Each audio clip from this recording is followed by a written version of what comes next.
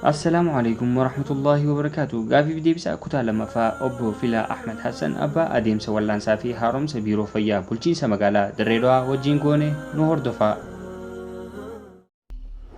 كورونان أكمتي مقالا دريدوا سيني. قافي بريدو دا كورونان أكمتي دريدوا سيني. كورونان إرقا بي چاينا نانو واني تركمين بودا الدنيا قوتو والقو دندي جرا سنقيسا بيتي جانس أكيتو باتي naannoo Awurooppaatii fi Ameerikaa Faariist Eeshiyaa jechuun biyyoota akka Chaayinaa irraa gara biyya teenyaa dhufe ammoo namni jalqabaa kan Dirdawaa irratti koronaan irratti mul'ate nama lammii Awustiraaliyaa jiraata Dirdawaa ture dhalataa Dirdawaa ture gara Dubaayin gara Dirdawaa dhufe erga dhufee bubbulee booda haga guyyaa 10 akka erga ga'ee booda mallattoolee gadii irratti arkee san booda yooniif qorannoon godhamu koronaan pozitiiva ta'ee jira bifa kanaan kan namni jalqabaa Dirdawatti argamu isaa mul'ate jechuudha. Yeroo ammaa kanatti namoota meeqatu vaayirasii koronaatiin qabamee argama?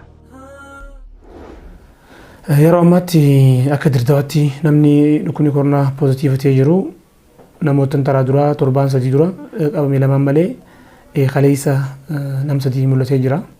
Waliigala nam 5tu koronaa pozitiiva magaalaa Dirdawatti keessa jira jechuudha. Namoonni qabaman kun magaalaa Direedawaati moo magaalaa Finfinnee jira? Namoonni qabaman kun Direedawaa jiran moo Finfinnee jiranii? Direedawaa jiran iddoo itti nama wallaannu jira. Iddoo lama qabna seentara lama.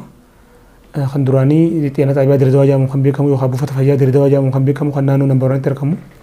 Achi qubsiisu turre ammoo hospitaala Saabbiyaan guutumaa guututti tajaajila biraarraa walaba goonee tajaajila dhibee koronaa kan qofa akka wallaanuuf treatment center waan goonee jirru jecha. Hospitaala Saabbiyaanitti argaman namni 3 lamaan duraanii waan wayyaawaa jiraniif almost recover godhanii jiranii isaa waan wayyaawaa jiraniif jara kan ijoollee dabaluun feene qofatti beekuma duraan jalqabneefitti tajaajila kan nu jalqabneefitti itti fufsiisaa jirra namoota shananuu Direedawaa keessatti argaman. Namoonni qabaman kun walitti dhufeenya namoota hedduu wajjin qaban jedhamee waan yaadamuuf kanarratti maaltu dalagame? Asirratti Oguuni fi balana kana kun jiru khijibaatu heddumaata namni jetti heddumeessa ammoo bifa saayinsaadhaan nutis akkaataatti deemnee nama qabnu jira kan dura dhugaadha connection hedduu qaba magaalaa adda addaa deemee nama hedduu maal jee yaani kanarratti epidemiologically akkaataa saayinsii dhukkuba kanaa qoratu irratti contact tracing waan jaanii jira nama sanii wajjin wal qunnamtii qabu akkamitti piik goonee fuuna waan jaan bifa saayinsii jedhanii fuuna namootan gara 40 wayii namoota duraati hojii qunnamtii qaban jennee kophaatti baafnee kwarantiina goone isaan keessaa namoota isa wallaanee faamilii isaa saayiboota isaa even bira dabree nama baajaaji isaan deemu cufti seenanii qorannoon godhamee fi torbaan lama ta'anii erga negatiiva ta'uu isaanii beekame turanii bifa saniin hawaasatti ka makamtuu godhame jara sadeen lammadaa amma qabame kun ammoo jara Jabuutii irraa gara Itoophiyaa lammii Itoophiyaa Jabuutii irraan gara biyya alaa deemuudhaaf yookaan karaa Suudii fi Yemen kana warra deemuu jiraami ijoollee sana ijoolleen qabamte ijoollee dardaraatti namoota 19 diidamii takka kana nam 3 isaan kunis iddoo itti nama wali qabnee keenyu jira nama baqatee dhufu kana iddoo san keessa nama ture dhiiga isaanii argine qorannoodhaaf dhiiga isaanii gooniif qorannu dhiiga isaanii keessatti pozitiiva ta'uun isaanii mul'ate namoota isaanii wajjin qunnamtii qaban jedhamu yaadamu gara nama 19 isaanii wajjin wali qabnee iddoo kophaatti yaalaman yookaan haga qoratamanii ta'an qopheessiniif jiraachi jiran. Namni yeroo duraa qabame kun magaalota akka Hararii fi Awwadee keessaas deemee jira jedhamee waan dubbatamuuf kanarratti bulchiinsi fayyaa magaalaa Direedawaa maal nuuf ibsa? Gaafannee ture olola hedduu jira asuma ture Finfinnee irraa dhufe haga Dadaris irraa dhiibte malee Dadaris dhaqee jaanii ture haga yaatu deemee jira Dadar bika kanaa dhaqee jira even namoota gurguddaatu fi bira gadii ture asuma ture namoota isaa wajjin konnekshinii qabu guutuutti qabnee jira wanni nama gammachiisu namni silaa qacoo walitti isaa wajjin konnekshinii qabu kan faamilii isaa jechuudha obboleeyyan isaa fi ilmaan obboleeyyan isaa hundi isaanii qoratamanii negatiiva ta'anii dhukkuba irraa walaba ta'aniiti kan qoratamanii bifa kana nama biraa faaluu hin dandeenye haadha warra isaa malee jechuudha. Akka gabaasa VOA'n Apriil 9 fuula Facebook isaa gubbatti ibsee namni yeroo duraa qabame kun kwaarantiin keessaa baafatee hawaasa keessatti makamuu isaati dubbatama. Kanarratti biiroon fayyaa bulchiinsa magaalaa Direedawaa maal nuuf ibsa? Asirratti namni olola adda addaa gaggeessaa ololli hundi dhugaa jechuu miti. Dhugaa nuti ololaa miti. Lakkaata kan namni baafate hin jiru. Asoo ture eegamuu ture. Baay'ee namni caljeessu taata malee dhukkubicha akkas bara waan nama sodaachisu miti. Yoonif tajaajila sirrii argattee dhukkuba biraa jalaa qabaachuu baatte carraan fayyuu waan guddaa ta'e jecha amma innis gara fayyuu argama. Mallattoolee duraan diivilooppii godhallee irraa dhaabbachaa jirti. Bifa kana jira hartu kan baafanne idduma isaan wali qabnee wallaannu san jiran. Carraan koronaan magaalaa Direedawaa keessatti babal'achuu maal fakkaata? Kun gaafii nama sodaachisu. Koronaan akkuma Afrikaattu akka Itoophiyaattis akka biyya keenyaattis carraan babal'achuu isaa hedduu guddaadha. Maaliif jennaan biyyi keenya biyya hiyyeettiidha. Biyya miskiina waan taane jecha biyya keenya kana keessatti namni hedduun yoonii fi lookdaawunii goonee mana taa'uu jaame beelaan du'a. Lakki beelaan du'uun qabu haa dalagitu jettee iddoon hojii dhiphoodhaa, tiraanspoortiin rakkoo jira, iddoo dalagaa irratti hanqinaa jira, maarkeeta keessa namni hedduu walitti laaqamee jira, hedduu wal keessa seena. Rabbi nuti hin godhin malee yoonii fi kasirri seenu ta'e carraa babal'achuu hedduu guddaadha. Ammoo carraa kana xiqqeessuu ni dandeenya.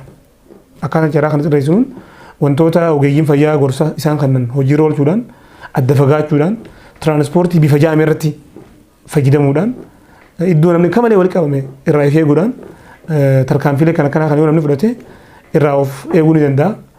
Akka biyyaattis nutis barsiisuudhaan jalqabee tajaajiloota garii hawaasaaf dhiyeessuudhaan jalqabee mootummaan isaa nyaataa fi waan tokko waan barbaachisu illee hawaasaaf dhiyeessuu jalqabee waan jiruuf kan irratti hawaasni tarkaanfilee ittisuu kan yoo qacoolatti kan godhu ta'e dhukkuba kanarraa nageetuu hin dandeenya. Otherwise it is very well hedduu badaadha hedduu wal ga'uu danda'a yaada jiruun qaba. Iddoowwan akka magaalaa Caataraa, Qafiiraa fi baankiilee garii keessatti namoonni fageenya isaanii waan eeggachaa hin jirreef rakkoo kana furuuf maaltu hojjetamaa jira? Dhugaadha naannolee gariitti namni akka malee walitti qabamee jira.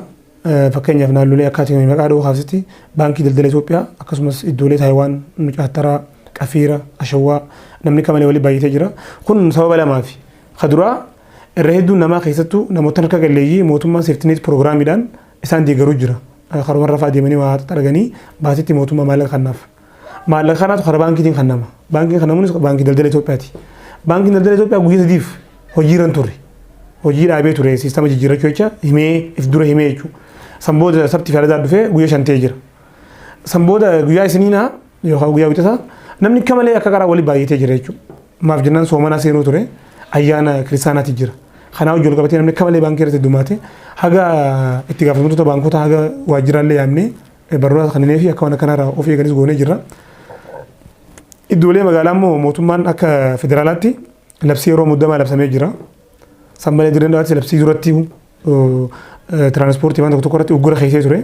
Sanbooda ugguruun kun sirrii kan ta'e hubatanii baay'ee nama tokko akka fuudhu foors dirqamee akka nama lama fuudhu warri biraa gimmaashaan yookaan cinaanaan hir'isee akka fuudhu murtaa'ee jira. Naannolee dalagaa immoo kaati jettee itti yaadamaa jira amma maal akka godhamuu qabu.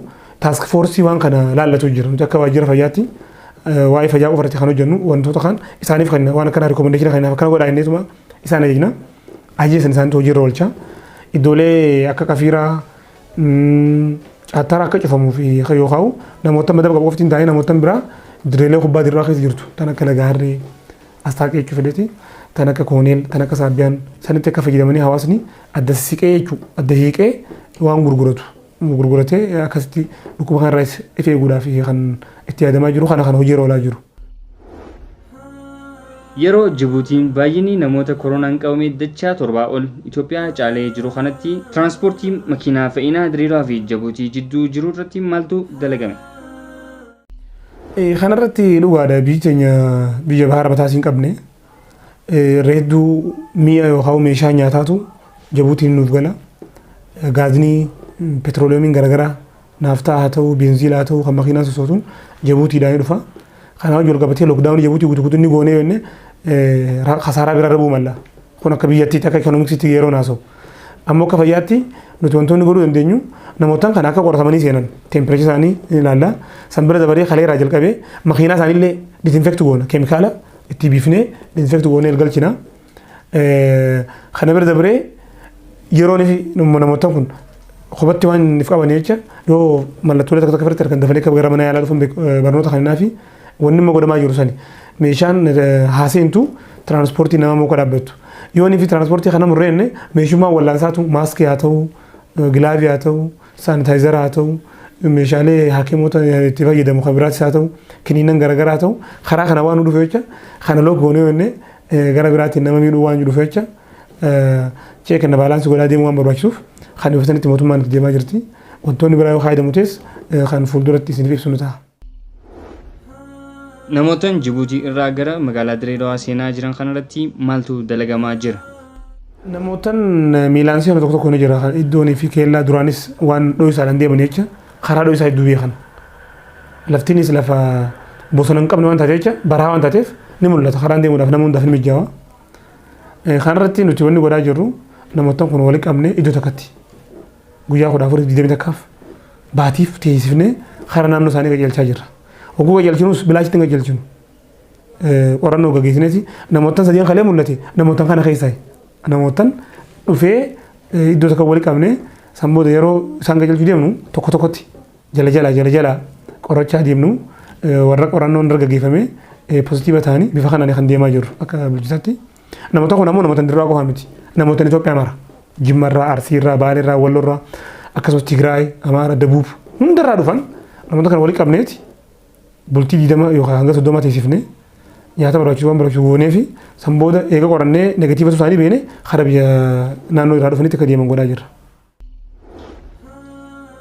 Magaalaan Direedawaa naannoo Somaalee wajjin waan wal daangeessituuf maaltu dalagamaa jira?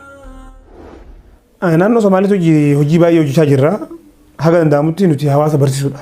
Namni gadi fi mallattoo dhukkuba kana akkaataa dhukkuba kun firaa deemaa nama daddabaru waan garagaraa barate sammuu ittisuu ni danda'a.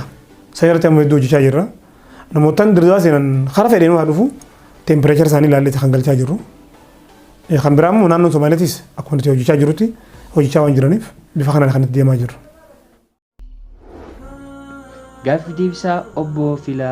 Gaaffii deebisaa kutaa lammaffaa obbo Filaa Ahmed Hassan abbaa adeemsa wallaansaa fi haaromsa biiroo fayyaa bulchiinsa magaalaa Direedawaa wajjin goone kana fakkaata. Hanga sagantaa birootiin walitti deebinutti nagayaan turaa.